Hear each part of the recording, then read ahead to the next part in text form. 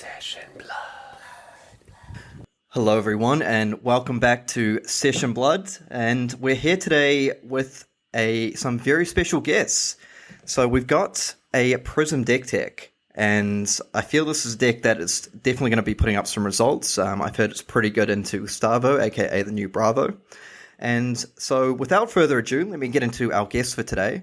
So to let everyone know, we've got the winner of New Zealand ProQuest number 1, and we've got a finalist from ProQuest number 2. So let me start out with our finalist. I feel, when it comes to Prism decks, when I'm looking at the build, if it ain't no lie, baby, bye, bye, bye. I've got Jason Lai with me today. Welcome, Jason. Hello. Thanks for that lovely intro. He loves it. We like to have fun here. And also we've got, the one exception to that rule is my main man, Justin Wong, the winner of ProQuest number 1. How you doing today, Justin? Good, thank you. Thanks for having me. All right, so today we've got a Prism deck tech for you, and, they have called the deck Oreos.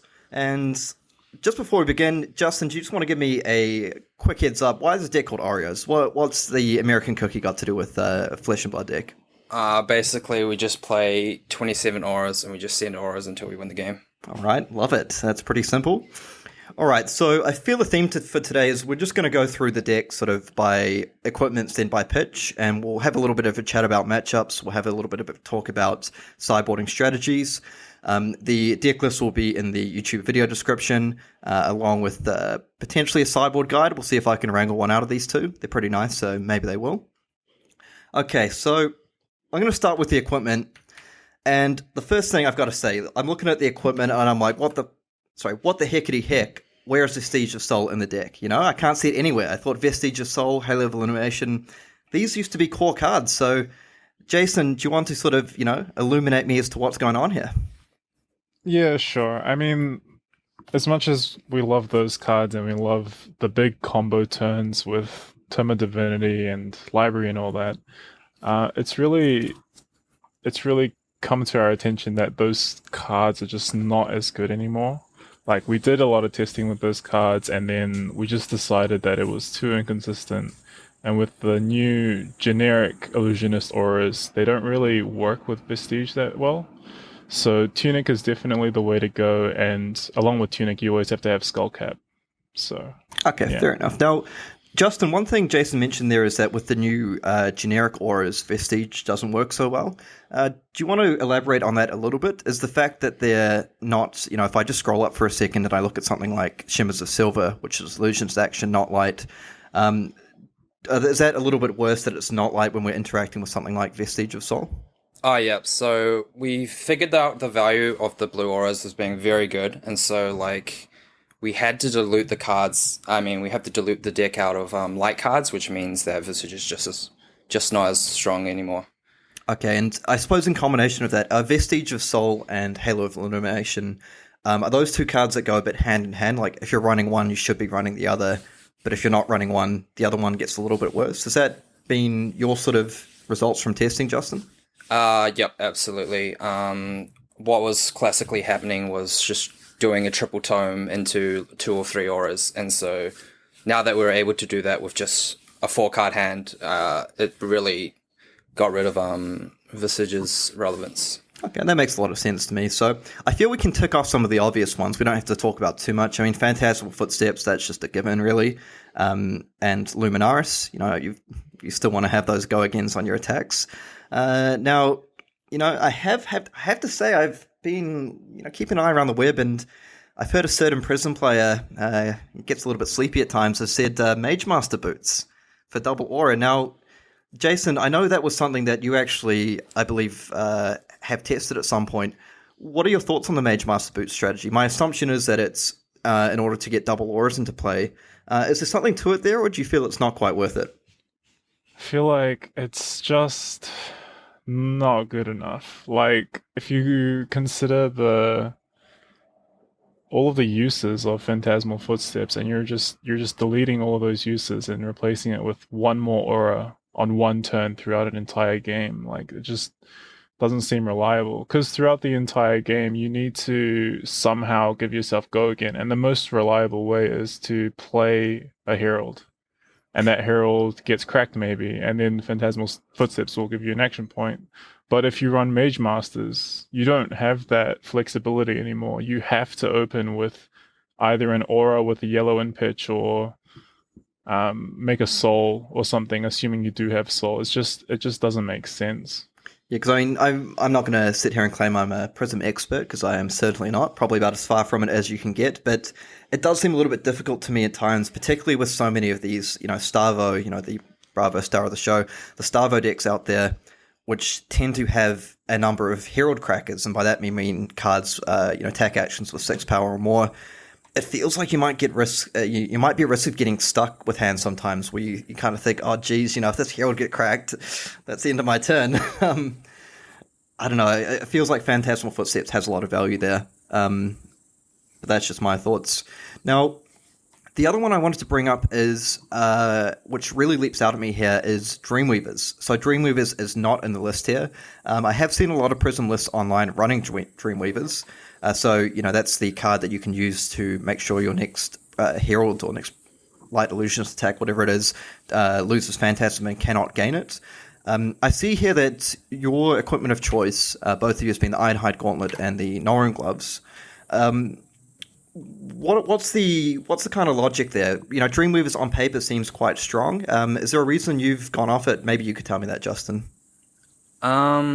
Basically, Ironhide Gauntlet is just good for just an extra 2 life, which you can play off Tunic. We also have that new aura.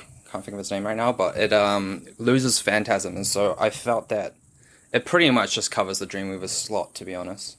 So the PS Reality kind of does what Dreamweavers sort of does as well. Passing Mirage. There we go. Sorry, yeah, I'm actually reading it. It says +2, and I'm just like, oh yeah, it's this one. But he's a Mr. Classic, but he's not very good at Prism. I think that's fair to say. But I see your point. So are you saying cards like Ironhide Gauntlet? Because of course you kind of have that classic play as well, where you can pitch a blue card to use your Prism hero ability to generate a shield and have a leftover resource for Ironhide Gauntlet, things like that.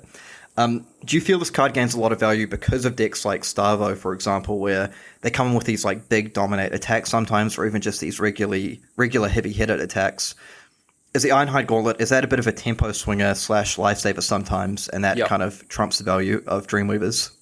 It's absolutely just like an insurance policy, as well as some games you just can't get Dreamweavers off, and it doesn't do anything. So okay.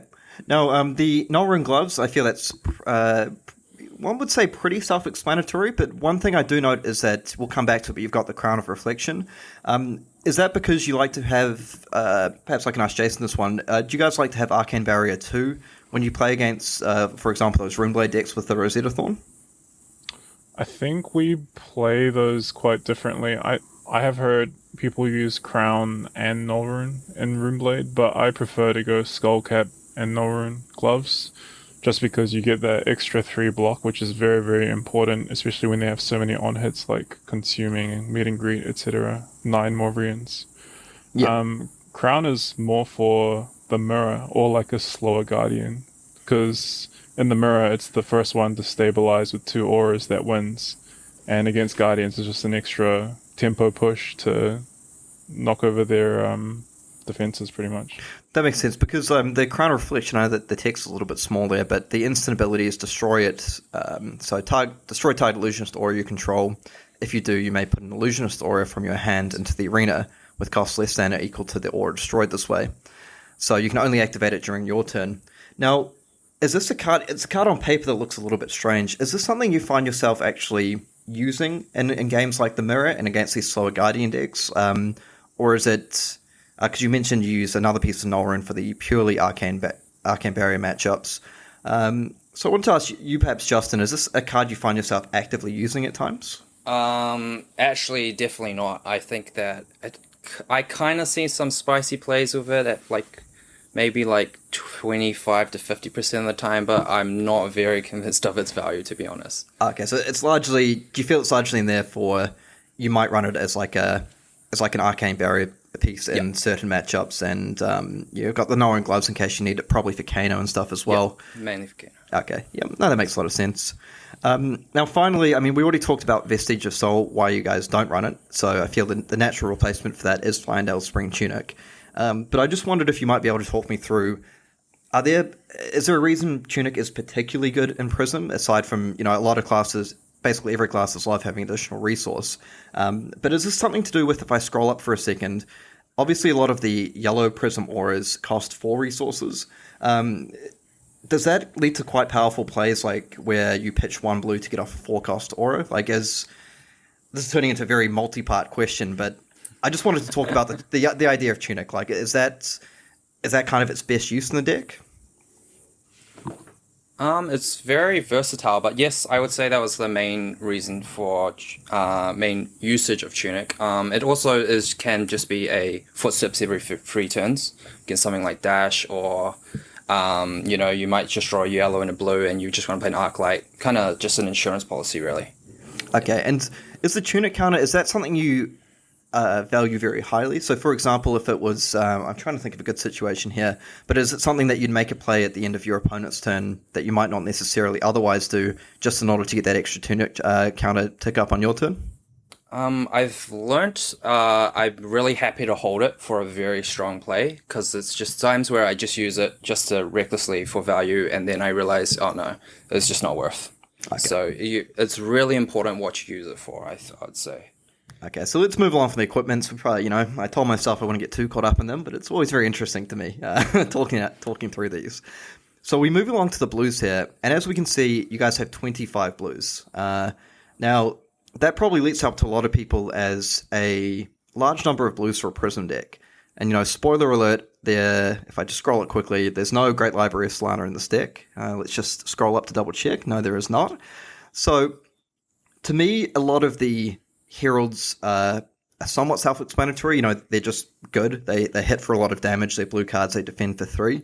But I wanted to talk through the auras in particular, because I can see you're running basically the full package. So 3 haze bendings, 3 PS, 3 shimmers of silver, 3 pastoral mirage.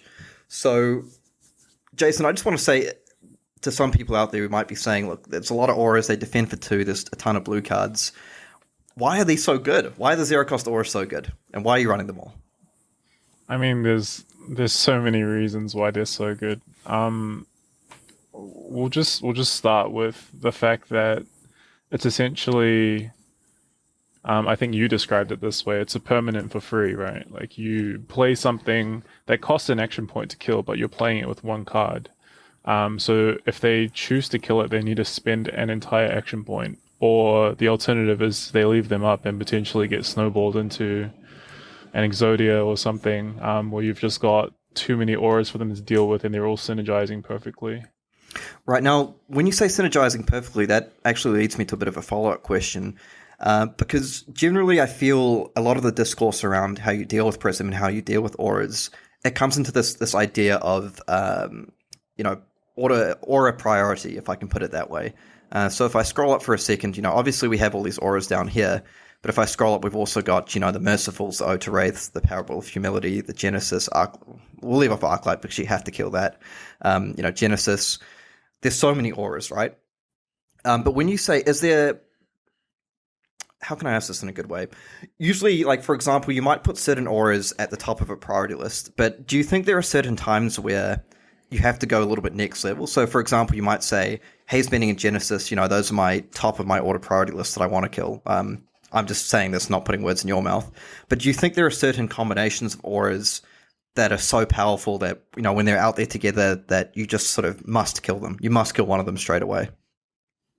I think you can make really good 2 aura combos out of a lot of them. So, for example, one of them would be Haze Bending and Parable of Humility, because a lot of decks fall over to Parable now. A lot of decks go wide. For Starvo specifically, Parable makes their breakpoints a lot more easy to deal with. So if you have a Parable and a Haze Bending up, it's like, which one do I kill? Do I kill the Haze and kill the Parable next turn, but then my next turn sucks as well?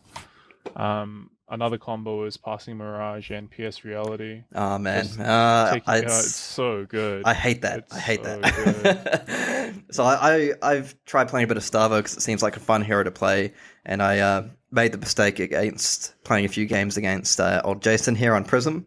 and I won my first ever game. It was great. I was celebrating. I've like, hey, I've broken the meta game. I'm the best player in the world. And I lost not insignificant number of games in a row, and we won't talk about it. I learned very quickly that PS Reality and Passing Mirage, if those two are out, I feel sometimes it's very difficult to not kill one, because suddenly you're dealing with like a yellow Wartune Herald coming in for 7, or a Herald of Erudition coming in for 7 with Dominate that you can't crack with Phantasm. It's just an absolute nightmare. But I suppose before we move on to sort of look at the yellows, since we're on the topic of auras, maybe I can ask you this, Justin. In your mind, is there a pretty firm aura sort of kill list in your mind? Like if you were, like, does it differ between classes? Like, let's say if we look at it from Starvo's perspective, right? Is there a sort of pretty firm list in your mind that you want to target this aura first, this aura second, this aura third kind of deal? Or do you think it is very, very dependent on game state? For the most part, I think it depends on game state. Like, if you have a lot of auras, clearly, like, an Ode would be good. But I would say at the top of the list is Haze Bending. It was ignored a lot of the time, and it just generated a shield and kind of just pretty much reads make an aura for another aura, which is, well, literally reads that. But, yeah, people weren't recognizing that the Mercifuls and the Genesis just weren't as useful without a Visage. And I felt like I was very happy with when they were just killing a Visage killing a Genesis or Merciful before my Haze, because it's just generating too many shields. So that's a really interesting point you bring up, because previously I feel before Everfest, Genesis and Merciful were I feel particularly Genesis was right at the very top of the kill list. Like, they got a Genesis down. If you didn't immediately deal with it, like, the game just quickly spiraled out of control. And I suppose a lot of that is to do with that Vestige, because when you're getting, an additional resource off your pitch and all that kind of fun stuff, the game can fall away pretty quickly. But that is a good point that you make, that, on paper you look at it, you're like, it's just some lowly 0-cost aura. Surely I kill a 4-cost aura first. But do you think it's a bit of it's one of those things that it doesn't look that powerful, but once you play a few games into it, you realize Haze Bending is basically a must kill, like, straight away? Yep, absolutely. I think that's what even we learned in testing, was just like, we didn't even expect Haze Bending to be that great until, multiple auras are out and we're just seeing all these shields getting generated. Also, there were times where Genesis just had no ticks because, like, we would lose our whole hand, or we'd just have one yellow, and we didn't want to risk, like, doing a Genesis trigger and just missing go again with the follow-up, like, Prism ability, so stuff like that. It's quite interesting. That's fair enough. So, I mean, I suppose outside of Haze Bending, would you say that, is there sort of, if I can group them together, a second tier of auras that you want to kill based on game state? Like, am I correct in thinking that would be things like, maybe I can ask Jason this, the yellow auras, so Genesis, Merciful, Ode to Wrath, Parable. Are those kind of all lumped together as tier 2, or do I have it a little bit wrong? Yeah, that's basically it. I mean, we're basically saying the same thing. It's literally all on game state, but it's Haze at the top, and then all the yellow auras, and then maybe Shimmers, depending on board state, because Shimmers can snowball quite easily if they leave it for too long. But yeah, in essence, it is just Haze and then yellow auras and then the rest. Okay, yep. So basically, for those listening out there attending a ProQuest event, sort of Haze Bending is the public enemy number 1. That's one you got to get rid of, and the others are going to be a little bit board game dependent. I suppose by that you mean, if you're falling behind a Prism player who's got a lot of tempo, am I correct in thinking you might want to take out something like Genesis if it's down, because otherwise it's just going to completely run away with the game? But if you're sort of putting the heavy pressure on, you're managing to strip multiple cards from their hand, would you perhaps want to kill something like Parable of Humidity first instead, because that's like slowing down your ability to close out the game? Yeah, that's pretty much it. And Ode, if your opponent has like 5+ auras, Ode's going to deal an extra 5 to 10 damage per turn, and that's so much damage when you think about it. If you leave it up for 2 turns, that's 10 damage that you're taking for free. So Ode is definitely up there if your opponent has tempo.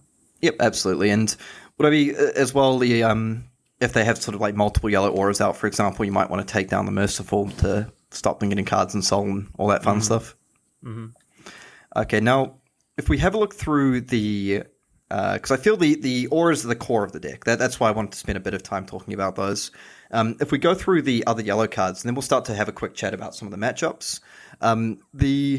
So I can see for your yellow heralds, we've got War-Tune Herald, which I feel is pretty standard. And then the other ones, Herald of Triumph, Erudition, and Protection. Now, I believe, Jason, am I correct in thinking that you and Justin differ slightly on 2 Herald of Triumph, or is that the same across your build? Yeah, I mean, we don't agree on the Herald of Triumph, which is fine. I just don't like Herald of Triumph because it reads a vanilla 6, pretty much. I would much rather have something that actually has an effect. Right. Do you want to explain because I feel this card was very popular prior to Everfest because, things like Command and Conquer, for example, now aren't able to defend it. Is there a reason that you feel Herald of Triumph has maybe gotten a bit worse post Everfest? I think since Runeblade's gotten really good and they just got Runic Reclamation, which is a 7 power breaker, it just feels like if half their breakers are 7 attack, then Triumph just feels significantly weaker as a result. Okay, so what would you have in that spot if there was a different one? Or do you just cut it and flex those slots between maybe like blue and red or other sideboard cards?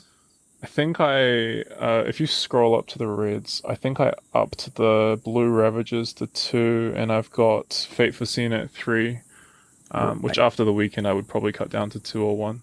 Okay. Now, Justin, on the flip side, I feel you're a bit of a Herald of Triumph man. I got to give you a chance to defend yourself. Are you still a fan of that card, or is over the course of the weekend has it been a little bit underwhelming?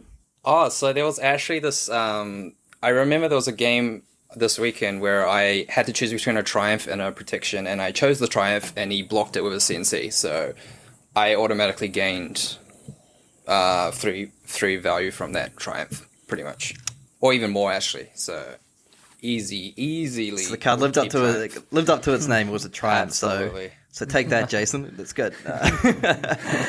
Now, I got to ask you, because I've seen it floating around a few lists, Herald of Rebirth Yellow. It's popped up a fair bit. It can get things back like Herald of Erudition. Now, Jason, you sound like you're not a fan. Oh my god, you're leaking the tech, man. That's Kevin's tech. We can't be saying it on there. Okay, we'll skip past that one. Now, Herald of Protection, Yellow, that just seems like a very obvious choice to me. Won't spend too much time. It's just so much value if it hits, creating a Spectral Shield, which is just amazing. Anything you guys want to say extra on that, or should we just crack on?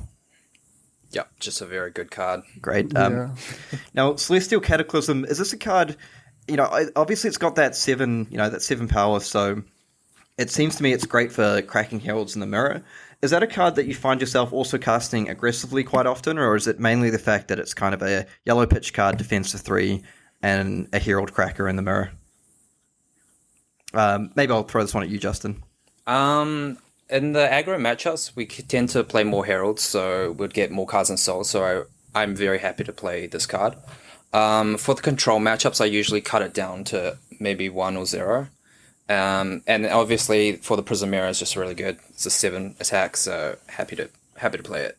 Okay. Very easy. Sounds good. And let's be honest, Soul Shield, I'm pretty sure if you're not playing 3 in a Prism deck, you're doing something wrong. Yeah, so we'll just we'll mosey on up and have a look at the reds. I feel we can go through these fairly quick. Miraging Metamorph. Now, that card just seems pretty broken to me. So, do we need much of an explanation, or is that just, Jason, can I just ask you, it seems like insane value, 1 cost of 7. If they break it with a sort of Phantasm Cracker, it's copying an aura that seems pretty damn good. Need we say more? We went back and forth on this card for ages because we were thinking, oh, this card is busted. If they break it, then you get a free aura. But then they just never break it. So you just never get the value, and it doesn't go into Soul, and they don't care. So I was on War-Tune instead for a while, because at least you get Genesis value, and it goes to Soul. But at the end of the day, we basically landed on the fact that having attacks that swing for 1 with Go Again is definitely the way to go.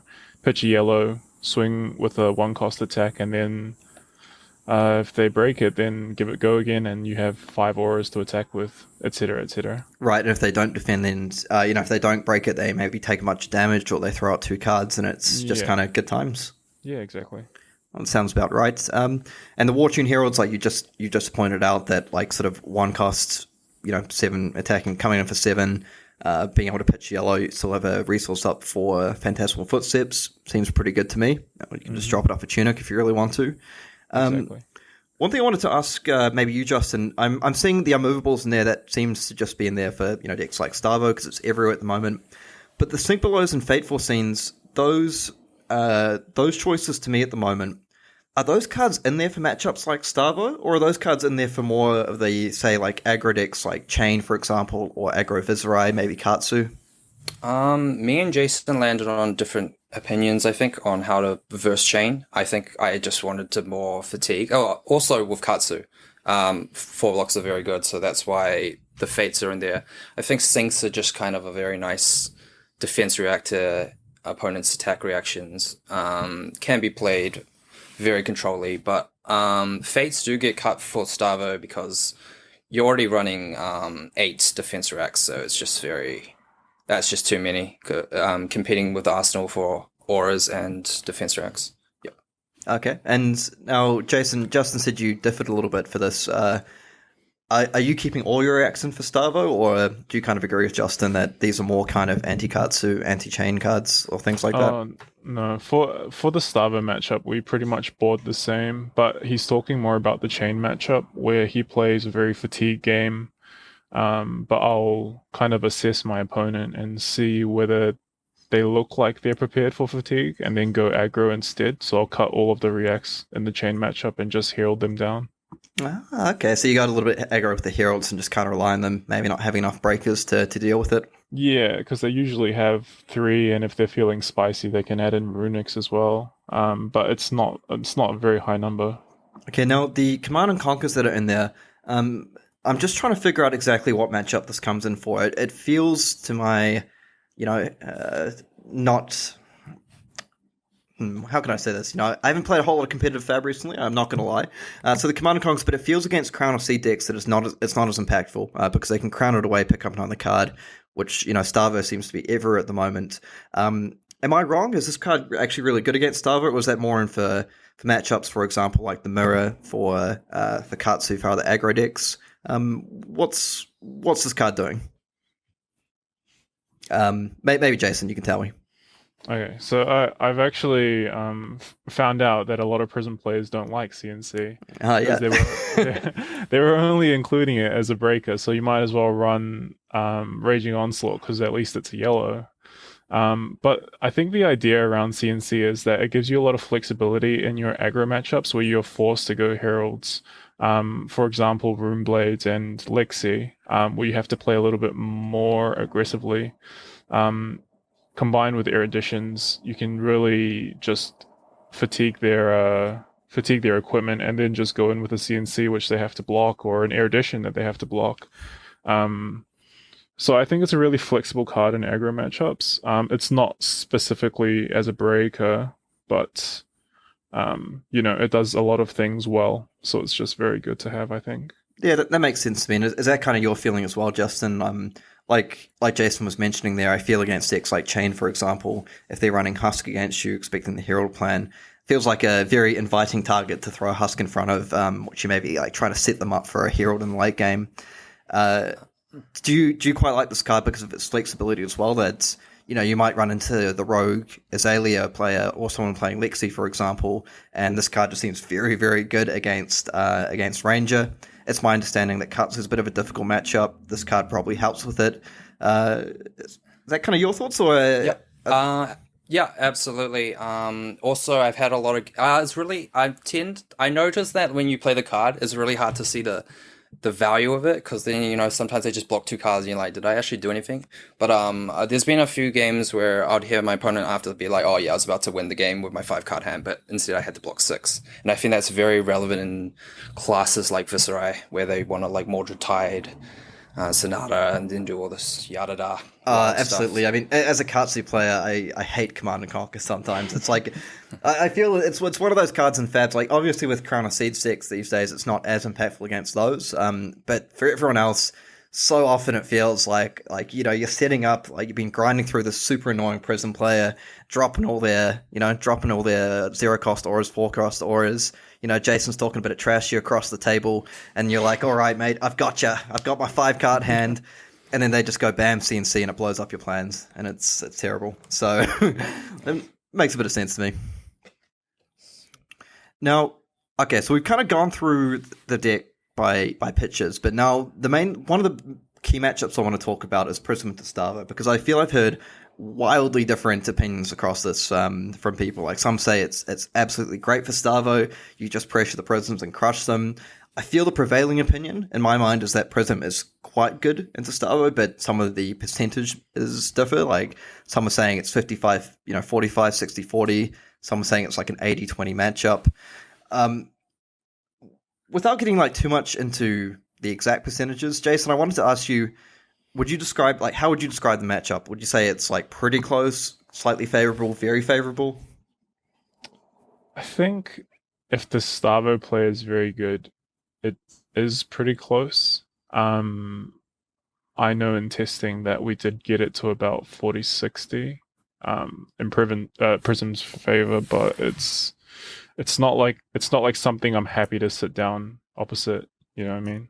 Yeah. Now, there has been a bit of a divergence, I feel, in Starvo builds recently. We have the kind of full elemental style that runs, maybe sort of a 19-18-18 split, or 18-17-16, something along those lines. By those splits, I'm referring to earth, ice, lightning, or in some sort of order there. So there is that one, which been called a few things: Captain Planet, Casino Bravo. I kind of like the different names. But then we've also seen the more control-y style pioneered by players like Kale McCreath, which runs a very low elemental count, but a very high sort of Phantasm Cracker count, so a lot of like blue cards that defend for 6, with 6 attack, and that look to sort of pitch stack and set up giant turns in the late game. Do you have any preference for playing against a particular version? Do you feel they're quite similar, or is one a little bit harder than the other in your mind? We'll go with Justin on this. Yeah, Justin. Sorry. I would definitely say I'm pretty worried about what's it called? Captain Planet is just dealing way too much damage every turn, and like, yeah, sweet, I get to land my 2 auras, then like, oh sure, I don't care, I'm just gonna keep swinging 10 damage a turn. So that's what I saw from the testing. Yeah, so but the other build is I'm quite happy to verse. I think it's really dependent on how you sideboard, and depending on what you think your opponent's going to play, because like Arclight Sentinel is actually quite bad, unless they play something like Awakening, which is quite interesting. Okay. And then like if they make seismic charges, then you can like play an ALS and just like destroy their turn. Also, obviously, if you think they're playing a lot of leaded to charges, is also really bad. But yeah, so it just really depends on what angle you think the Starvo is coming from. Yep. So, but you can tech for both sides, I think. And for our viewers, Justin had a bit of a highlight play where he was playing against Kale McCreath, actually, and Kale was, he thought he was coming back into the game. He played an Awakening. He was about to set up a hero ability, Crippling Crush, with 1 million Surge tokens into a second Crippling Crush. And when the Surges popped, that's when Justin threw down the Arclight Sentinel, and that was that. Game over. And he went into the final and won it from there. So it's a good point. Like, sometimes you need to kind of figure out if they're playing that card or not to see if it's worth running, somewhere between 1 to 3 Sentinels. Because if it's not, it can be a dead card. Just get stuck. Doesn't really do a whole lot. Now, I wanted to talk a little bit about the game plan playing into Starvo. Maybe I'll start this off with you, Jason, and then ask Justin to follow up. Is there a general specific game plan you're playing to? Is it like, are you going a little bit aggro with heralds? Are you just dropping down as many auras as possible? Do you just want to walk me through like how you like to play the matchup? Okay, genuinely, I think that it really depends on what you draw. Because if you draw all heralds, you kind of have to play all heralds. The deck is flexible, but also you can get a little bit shafted by your own deck. Ideally, it would be just playing 2 auras per turn, And if they're always going for your face, you can basically stabilize around 5-6 auras and start playing your defense reactions. There's so many ways to play into the deck, and I think it really depends on the game state how you're supposed to play into it. It's not like a one size fits all kind of thing. Right. If I can ask Justin, is if you could sort of pick anything to do against the deck, is it maybe I can ask you, are there certain traps to avoid? Like, are there certain times that you maybe just don't want to throw out a valuable aura, such as like haze bending or perhaps Genesis? Like, do you need to be concerned about conserving your auras, or do you just want to be laying them out as quickly as possible? I think it really depends on what cards you're seeing. Like, I've noticed like something like a Arclight Sentinel, Merciful, and Haze, they have really good synergy together. So I'm very happy to play them together. I just like trying to lay as many auras as possible, but I'm pretty sure that's not always going to be the right play. It really depends on what the Starvo is playing, so yeah. Now, one thing I wanted to ask you, because I was watching a couple of your games over the weekend, and when I'm thinking about possible interactions that, cards that might seem good initially, but then can come back to bite you a little bit, I did notice in one of your games, if I scroll up a little bit, where you got some good pressure aura early, but then you had a red unmovable that you put down in Arsenal, and like usually think, yes, amazing card against Starvo, I'm going to shut down their big swing back. But then it seemed to unfortunately get stuck there for like a large number of turns. Is that like, were you a bit concerned about that? Did you regret that play, or is it something that you're just, look, I'm happy to have this insurance, even if it sort of clogs on my Arsenal a bit for this game? There was definitely regret. But I think my opponent was just adjusting to my game plan, and so that was pretty much all I could do, right? Was just play out my hands until he swung back, but the insurance policy is just way too good, which is you can unmovable, block with 3, block a fused Oakenold that's Starvo ability. So that was pretty much the main intention behind unmovable. So I wouldn't be upset about having that in my arsenal ever. Yeah. Yep, no, that's fair enough. Now, are there any sort of just very basic tips for beginners who might be picking up this deck, haven't played a whole lot of Prism before? Maybe I'll ask you, Jason. Maybe I can set this up for you. So say you're, I'm playing Starvo, and my turn 1, I just sort of, effectively do nothing. I just say I'm going to pass the turn to you, and then I'm a Prism player, and I've got like a Genesis in my hand, and I'm thinking, this is amazing, I get down Genesis. Is there a reason I shouldn't be playing it at the end of turn there? I mean, they can kill your Genesis. If there's a way... it really depends on the rest of the cards in your hand. Like, if you have a blue aura, it might be worthwhile to play the Genesis out anyway, because you want to see a more threatening aura. Genesis just is not always that strong. Like, for example, you might want to be fishing for a Parable or like a Ode or something. Like, Genesis is strong, but it does nothing if they kill it. So it's weird. It's weird. Like, it really depends on whether you want to double aura the next turn, or I don't know. Like it. Okay, yeah, that makes sense. So I suppose, I was trying to set up the easy one, because basically what I was trying to say to some people who may not quite get it is that playing something there is no sort of end step where you play something and your opponent can't respond. Maybe for people coming from other card games, like Magic, for example, like if a Starvo player passes to you and you play an aura at the end of turn, they get priority back, so they can just kill that aura. But I think what Jason was trying to allude to there is, if I'm not mistaken, is that sometimes that might be the correct play anyway, if you're trying to like filter out your hand, or if you're trying to fish for like a better hand. So like, yeah, sure, I've got the Genesis, but I've got nothing really else in my hand. So maybe I just lay it down, let them kill it, and fish for like a haze bending, like Parable combo, something like that. Is that roughly correct? Yeah, I just way overcomplicated your easy question. Yeah. These next level players, man, they're very tough to interview. But also I wanted to ask, because I feel like I've heard a few different things from different Prism players here. Like, say I'm going first as Prism, and I've got something like a really high value target like Haze Bending. So I've got Haze Bending as my only aura, and say 3 Heralds. Do you find, is it, generally speaking, Justin, do you think it's correct to just drop the haze bending turn 1, or is it better to maybe just throw out a herald, arsenal the haze bending to try set up a double aura hand to put a double aura board to put them on the back foot? I would generally just try to clear my heralds out of my hand. Like, I'm happy to play as long as I'm not arsenaling a herald. So basically, yes, I would filter my hand, willing to arsenal a haze bending if it means losing all my heralds out of my hand to increase my likelihood of getting an aura in my next hand. So yeah, happy to do that. Okay, would the same apply to something like I suppose what I'm trying to get at here is, maybe I can ask you as well, Justin. Does the same apply? Like, are there certain auras that are just more valuable than others to the point that, like, you just don't want them dying on turn 1? So, for example, if you may not want to play a haze bending turn 1, but you're happy playing like a passing mirage turn 1. Is that kind of correct if you're playing at something like Starvo, or not really? I think it's like you basically always want to set up a double aura.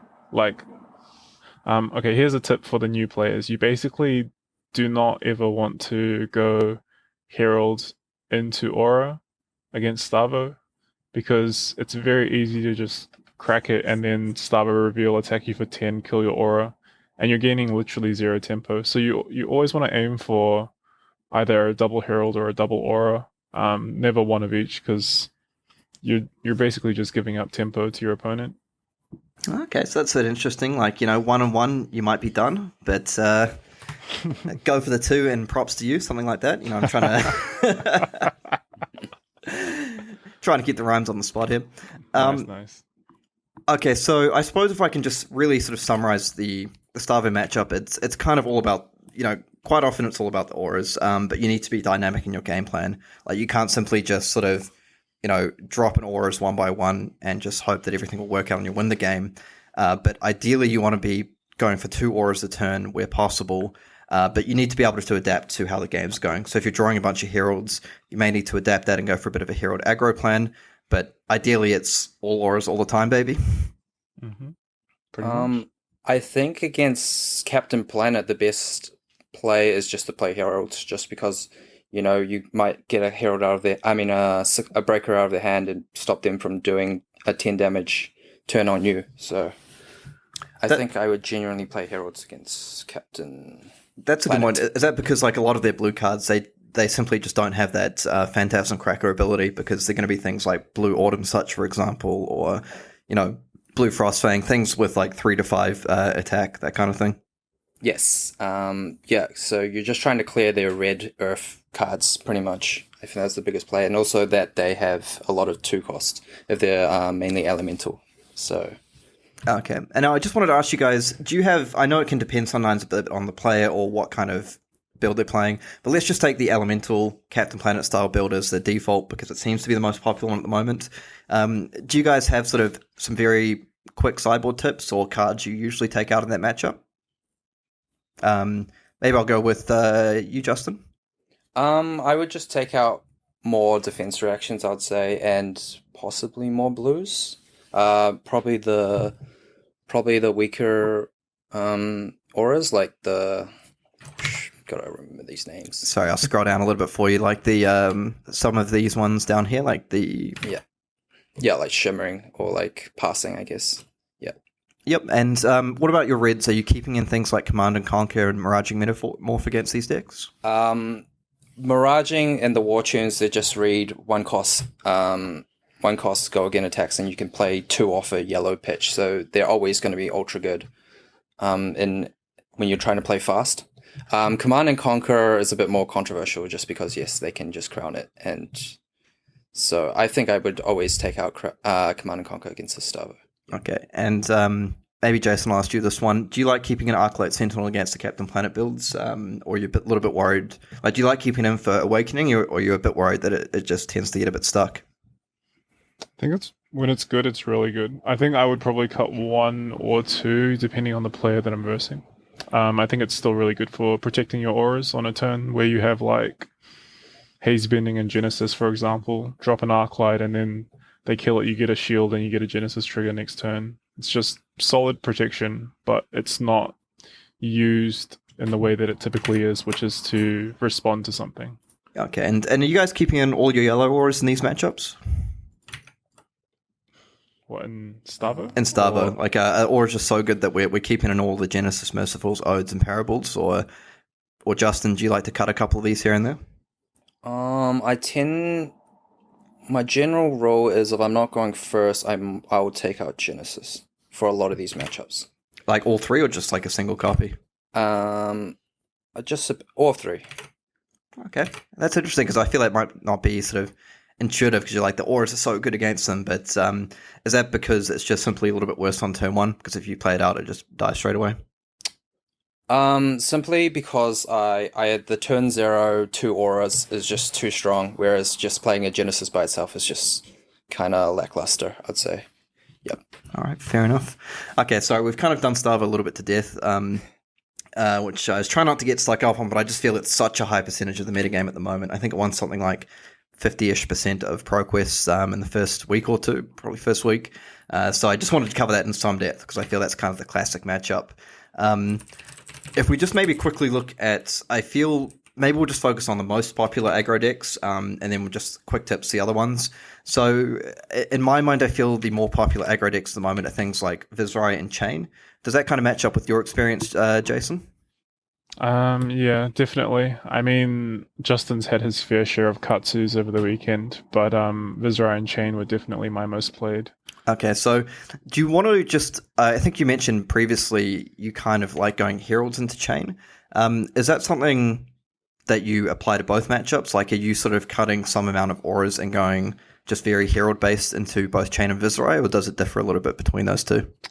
I think you have to play differently for both the decks because they kind of do different things. If the opposing Chain player is preparing for a fatigue game, they're going to side in up to 70 cards and maybe go time skippers and Skeletor and stuff. So their overall turns at the early game are going to be very weak. So what you can do is you can just board out all of your defense reactions and then try and surprise them with an aggro herald game plan because they'll have low number of breakers. Viz, on the other hand, is a little bit different because they have high breakers from what I've experienced. They have 3 Amplify on top of the other 6 that Runeblade normally runs. Mm-hmm. So in that matchup, I would keep the Fates and the Sinks in. I actually had 3 Fates just for Viserai, which I didn't verse that much of. But in that game, it's much more of like a fatigue control kind of game plan where you have to find incremental gains rather than trying to just monkey aggro them down. Right. So is this one where you have to play, you might be sort of preventing the rune chart damage, preventing the breakpoints, and just sort of slowly trying to establish a board presence as opposed to aura aggro? Is that roughly correct? Yeah, like you want to maximize, for example, 2-card hands, like just 2-card, 3-card hands, play out a War Tune, and then play an aura. Like that's kind of strong, I suppose. Or just War Tune off a Tunic or Cataclysm into War Tune off a Tunic. Like just very, very efficient plays into Viserai because you're going to be blocking for most of the game anyway. Okay, that's fair enough. Now, I know in the Chain matchup, Justin, you take a slightly different approach and kind of like to play a bit more of a fatigue game. Yes. So what's the kind of core elements there? Are you leaving in sort of max copies of like Sink Below, Fate Foreseen, Arclight Sentinel, and just basically trying to block every single point of damage you can? Yep, just absolutely every single one you can.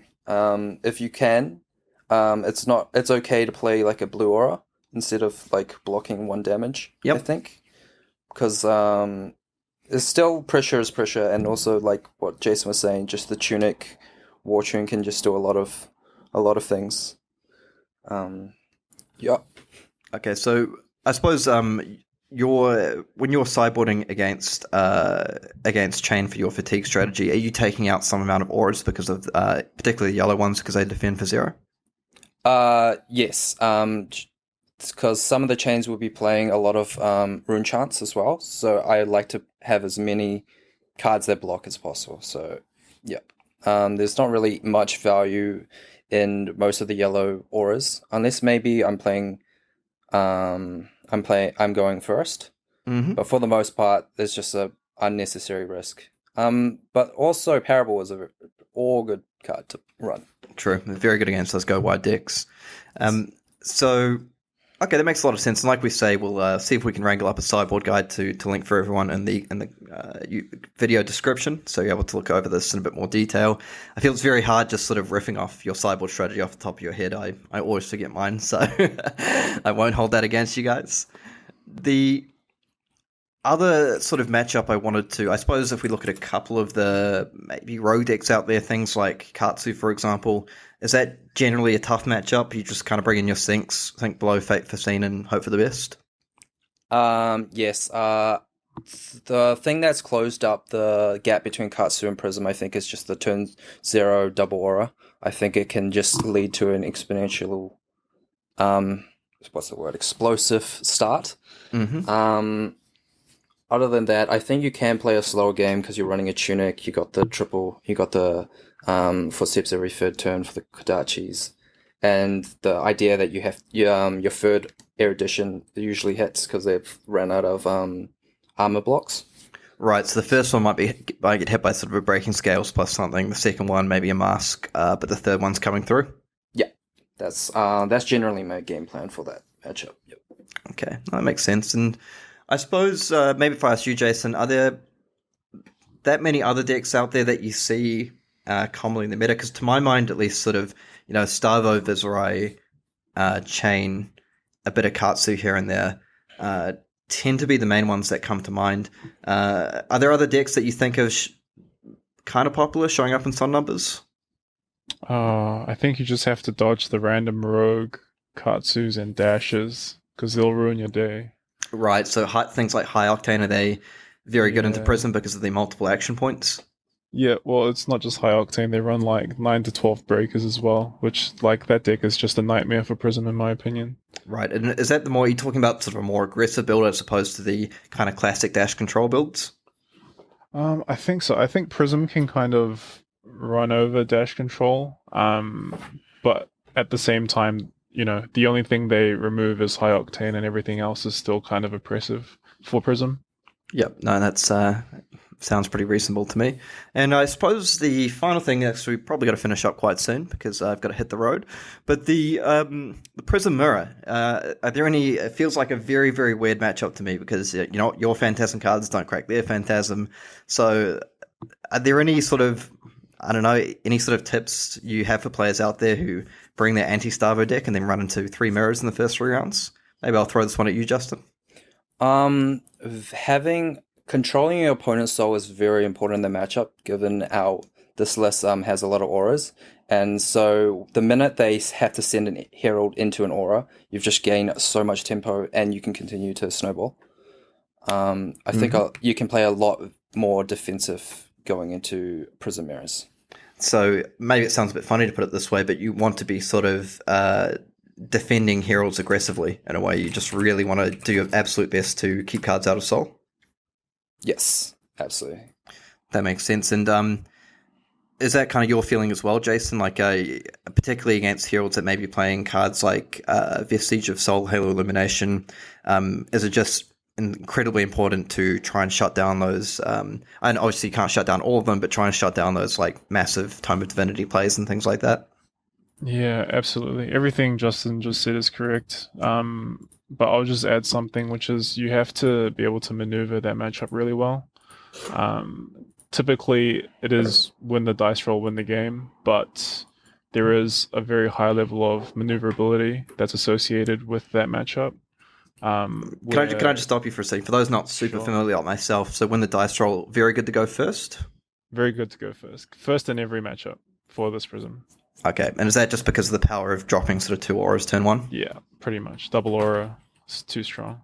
Okay, there we go. And I'm sorry, I cut you off mid-sentence, but you're just saying maneuverability, you want to go first, and you just kind of really need to know, when to go face, which auras to kill, that kind of thing? It's more like assessing what your opponent can do at every stage, seeing if they have the ability to, like, if their Herald hits, if they can play a Tome of Divinity or that sort of thing. Just preparing for what they can do and just preventing them from doing what they want to.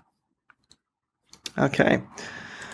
Well, I feel that, we've been a bit free-flowing, as we always are in Session Blood, but I feel that sort of covers off our major topics. So is there anything you guys wanted to go through briefly, or that you feel I've just missed and I'm absolutely crazy for not covering? I think you've covered everything. Things, yeah, pretty clean. Nice. All right. Now I'm going to put you on the spot. I probably should have told you this before we started, but we always like to say at the end, any shout-outs. So I feel maybe we'll start with you, Jason. Would you like to throw any shout-outs into the world for maybe some testing partners, I don't know, general community members, anything like that? I think definitely a big shout out to the people I've been testing with. I'm not going to name names because everyone knows why. But Justin, definitely, for being my Prism brother. And Kiki, shut up, man. Kiki for supporting me on both days, watching all my games. That was really good. And of course, Jacob, my boy, can't forget. All right, shout out Jacob Pearson, most handsome dev. All right. And, since we're going in sort of ascending order from second place to first place, Justin, would you... I heard there might have been a bit of a prize split situation going on, but, the record reads that... Anyway, so, Justin, any shout-outs you'd like to give? Definitely the people I've been testing with, as well as just the Auckland community, the New Zealand community. Everyone's just so nice. I love playing in all these tournaments. Also the Filipino community. I play this random armory, and they're like the nicest people ever. And I just have to shout them out, man. They're awesome. They're great people. Awesome. I love that. Shout out to the Philippines. I know it's one of our newer Flesh and Blood communities, but we love you. You're being welcomed with open arms. I was about to say oaken arms. Too many oakenolds. They're everywhere at the moment. All right. Well, I think that's pretty much it for me. I hope this has been somewhat informational, if I can put it that way. Like I say, unfortunately, it's a little bit rambly here and there. We're not super structured, but we will post up the deck lists. We'll get you guys a sideboard guide. Who knows? Maybe we'll have some Prism gameplay videos in the future featuring your two superstars, Justin and Jason, aka J&J. And yeah, that's pretty much it from me. It's your host, Kieran, aka Mr. Classic. Love you as always, and we'll catch you next time. Session Blood.